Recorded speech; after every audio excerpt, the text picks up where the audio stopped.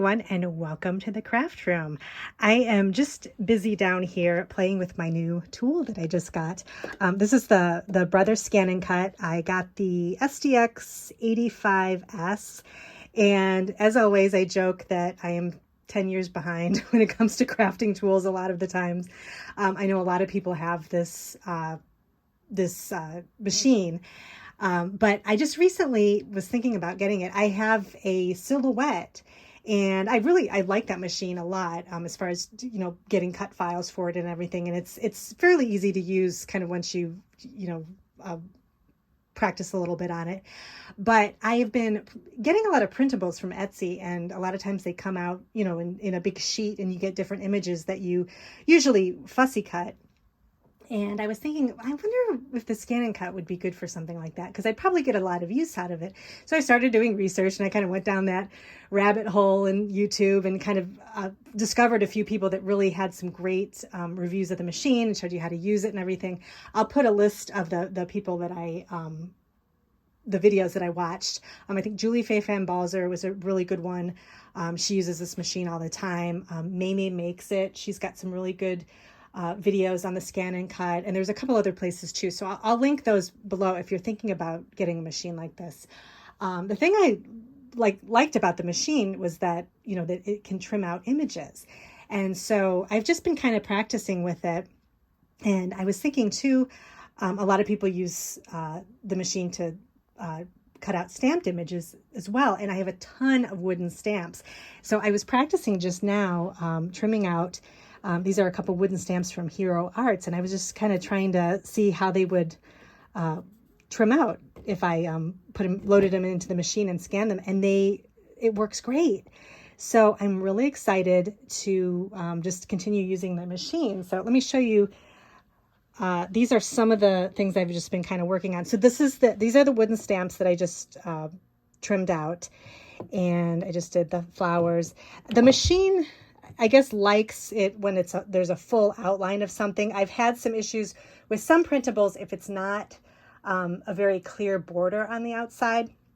So one of the things I think Julie Fei-Fan Balzer had suggested is that when you stamp your image, or if you have an image that's already on a piece of paper or something, you may want to fill in some of the open spaces so that the machine reads the entire image. Otherwise, it may want to cut out inside, which is a whole other option when it comes to trimming out things. You can also opt to cut out the inside, but in my case, I just wanted to cut the outside. So I was getting some issues with the machine wanting to cut out the insides of things. So for example, this word here, see how the S doesn't connect? The machine may want to cut out the inside there. So I just added a little pencil line when I stamped it to kind of close that up, and then it just trimmed it out really well. Let me show you, try to pick this up off the sheet here. There we go. So these are a couple of the flower images. So, and this is kind of what it looks like on the machine once everything is all set up. So see, it cuts the outline. And I'm not going to do a whole tutorial on it because there's plenty of tutorials on YouTube talking about this, and I am clearly no expert. So maybe as time goes on, if I discover some new fun things with the machine, I can put another video up. But I'm just kind of having fun with it, and I thought I'd share this with you because if you're ever looking for some new ideas for making your life a little bit easier when it comes to the working in the craft room, this would be something like that. So here's the cheers, and you can see I put the little pencil mark there, so you can just erase that. But I love the way this turned out. And I know there's a way to do it where you can trim out the inside areas here. I haven't experimented with that yet. I'm just starting slow. So, but I love the way that turned out. These flowers are great. I can cut things out, but this makes it so much easier, and you can stamp a bunch of things on one sheet of paper and just go for it. So I love that. I have tons of wooden stamps that this is going to be great for. Also, other stamps that I have, I made this card. I should have done Instagram. Other stamps that I had from a really long time ago when I didn't have matching dies, this machine is helpful too. So this is an old Lawn Fawn stamp. I think it's called Harvest. And this cornucopia I trimmed out with the machine just to kind of try it out, and it does it perfectly. I tried to do the pumpkin. It kind of wanted to cut out the inside here. So next time, I didn't know the trick about the pencil lines. So next time I'm going to fill in the pencil lines, and I think that'll work out okay. But otherwise, I think this turned out great. It went really quickly. So I have that. I also was experimenting. Well, I did my printables too, because that was the main reason I was purchasing the machine. These are some printables from Amy J, the paper tabby. I was getting her kits every month. She also has an Etsy shop with some really cute printables on it. And so I was trimming out all of the little images from the printable sheets that I got. So these turned out really nicely. Then I didn't realize you can do cutting out images of pattern paper, which is a great idea because a lot of times, you get the really pretty floral patterns. This one's from Felicity Jane. And this is I bought this paper a really long time ago, and I got a ton of it because I love these flowers so much. So I wanted to kind of see how I could cut those flowers out, and these cut out really nicely. Some of them they were kind of, the openings were cut a little bit again because there was an open space that the machine was reading, so it was trying to cut out the inside. But actually, I don't think that looks bad at all. So that's a corner piece. This is just sort of a inside flower. I really like that. I think I'm going to add some of these to my journal that I'm making, which I'll show you in a second. So that's one thing with this machine. It takes, you want to give yourself like a weekend to kind of go over all the kind of ins and outs of it. Watch a ton of videos. People are so helpful online. It's just such a great resource. It's just to go on YouTube, just watch different things. I was kind of typing in, how to cut out stamps, images, tips and tricks with stamped images, to kind of, keep it from cutting out the insides. So I've been really working a lot with it, and so I really like the machine. Also, let me show you what I did too with how I'm storing it. So my silhouette machine, I used to keep upstairs in my office. I have a basement craft room. I didn't use it as much because of that. And everybody says, keep your machines, if you can, keep them close to you, because then you will use it. And so I decided, here, let me take this out here. Machine just went to sleep, so I'm just gonna take the mat up. I'll show you this up close here. So I'll turn that off. It's shutting off, and then this is kind of cool too. It's got little storage areas when you open the doors. I don't know if all the machines have this. This is the DX model. And then you just shut it, and it's all compact and everything. So I like that. But I ended up, with my silhouette machine, I kept it kind of out of my craft room, and that wasn't really serving me that well because I wasn't using it as much. So when I did want to use it, I have to go up and go into where I have a desk and kind of like, print out stuff that way. But since I have a laptop, I can just bring it down here and work with the ScanNCut here. So I ended up kind of moving things around a little bit. This is a cart from Michael's. It's similar to the Rascog cart. But I like these carts from Michael's because you can get the little toppers for them separately. So I ended up moving my brother down here, put it on the top. Then I have my Gemini in the middle, and then Gemini accessories. And then I keep my alphabet stamps down here because it's kind of the only place I have for it. And then inside, what's great about these little topper things is that you still have room to store things inside of here. So you can always label, what you have so you don't forget, because I'm seeing myself forgetting that I put anything in the bottom there. So that's one thing you might want to do. But I really like this setup because now this is going to allow me to use the machine and really get the most use out of it. So that's kind of my setup here with the ScanNCut. So some other things I have been working on. Let's see. So I've just been having some fun here with the printing things out. I've been making some cards. Show you some of the things. Some of these I showed on Instagram. I'm trying to make more cards so I have stuff stuff to put on I have 2 Instagram accounts now. I don't know if I've ever explained that. I think I have it listed down below, but I switched to having kind of just my cards and kind of my studio organization on my Blue Scallop Creations account. So it's just my basic Instagram account. Then I made another account for my Etsy shop where I have my vintage items and my ephemera packs and my junk journals. I have a whole separate Instagram for that. And then just kind of for the love of journaling and just kind of the cozy kind of feel, you can kind of go over to that account and just kind of, if you just like journaling and that kind of things, you can go over to that account. And then I also have updates about the shop and what I have going on in there too, that you can see behind the scenes stuff.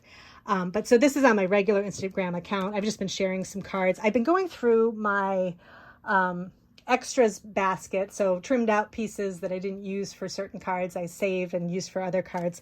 So I've been kind of trying to go through that to make some fall cards. So I had this foil design.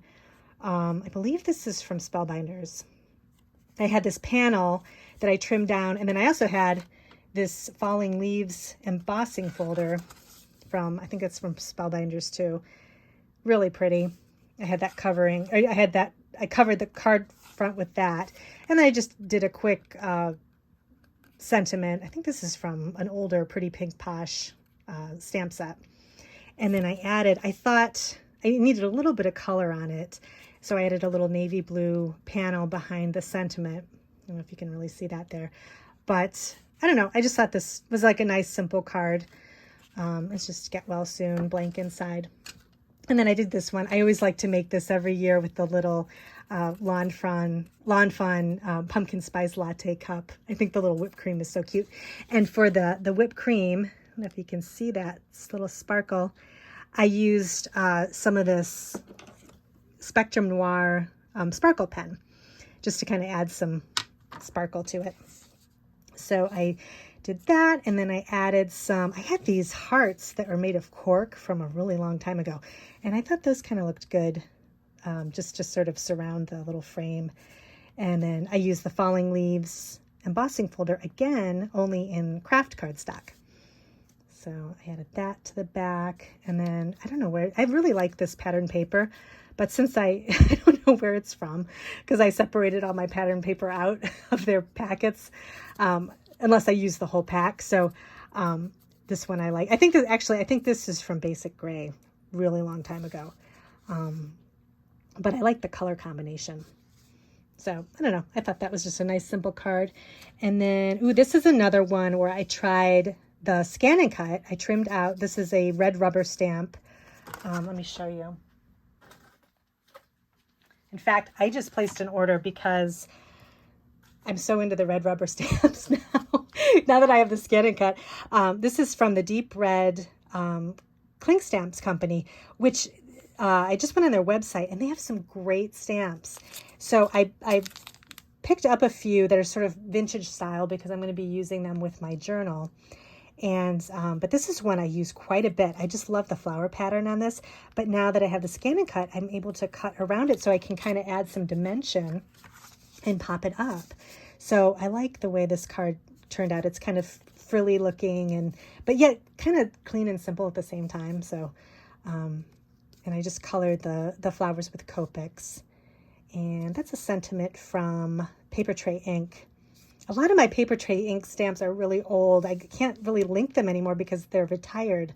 But I've been using their stamps since I first started card making, and I just think they're so pretty. I think they just put out, I don't think they have their September release out yet, but yeah, I use a lot of their older stamps because I really like the sentiments. So let's see, that's all the cards I've been working on. So that was nice to kind of get back into card making. I go back and forth. Like I said, if I make journals too much, the creativity kind of goes away. So I have to go back and do the cards. So that's what I would suggest, is kind of have a couple things going so you can go back and forth. Same thing with collage. I'm actually going to be starting to do some collage work because I want to do some pieces for my new journal. So I'm just going to kind of work on some collage. So I may put that on video too, just kind of my process with that. So let me go ahead and show you how I've been doing with my journal. So I'm finally having a chance to kind of get in and really work hard on the romantic journal that I've been working on. So you've seen this thousands of times.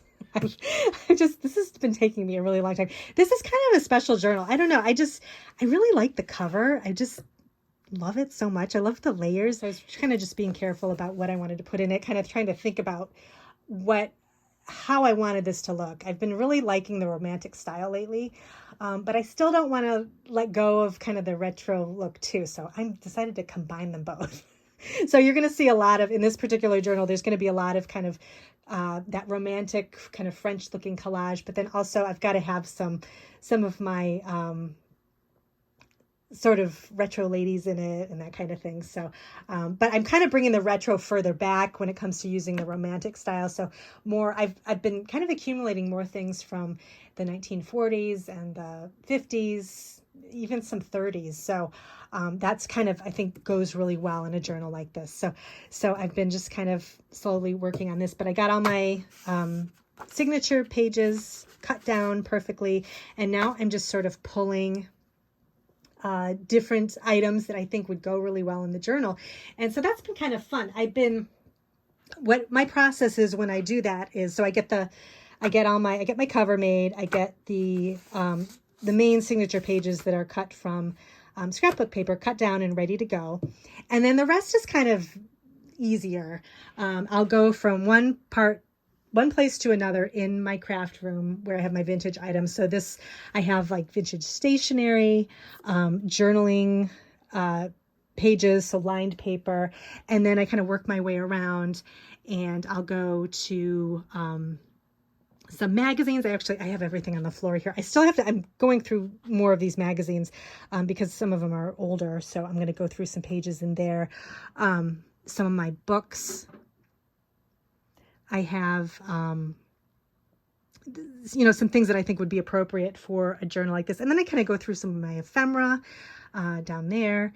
And so I'm just slowly kind of starting to accumulate. I'll probably go back around again as I see that I need more things. But this is kind of what I'm thinking of putting in the journal. So this is sort of a sneak peek. I'm picking some of the similar items. I had a couple, actually, I think I still have one left. I have a kind of retro ladies ephemera pack, I think it's called. So kind of like an old fashioned, kind of like the hairnet image and the different kinds of like really old fashioned kind of retro ladies, I guess, items. And so I'm kind of using some of the same things from like a bridal magazine. And then I'm going to be making some collage pages too, but just the color combinations of like the pinks and the mints. I think this is what I'm going to be using. So these are some items that I've kind of pulled, just sort of getting some ideas, what I want to put in the journal. So I think this color combination goes really well. And then I'm going to try to, once I get all this pulled, I'm going to try to add some more embellishing on maybe some of these pieces too, to kind of make them even more interesting. So this is kind of where I am right now with this. So I think I'm doing pretty well with this. So I'm excited. I think this is going to be a really nice journal. I'm also going to be putting out Christmas ephemera packs very soon. This year's I think is going to be a good one because I've been kind of accumulating a lot more as I've been kind of traveling around and finding things. And so be sure to follow me on Etsy because then you'll get notifications when I put something new in the shop, and you can kind of keep track of that. I try to put it on Instagram too, but I think Etsy is probably the best place to get the notification because Instagram, you never know what's going to get shown. And so definitely take a look at the shop and do it that way. So that's pretty much everything. I'm going to continue working on, actually, I'm probably done cutting out things for now. I'm going to get started more on my journal. I'm really excited for this. And I'm just going to be working on some more pieces for that. And let me know if you have any questions, and I'll see you in my next video.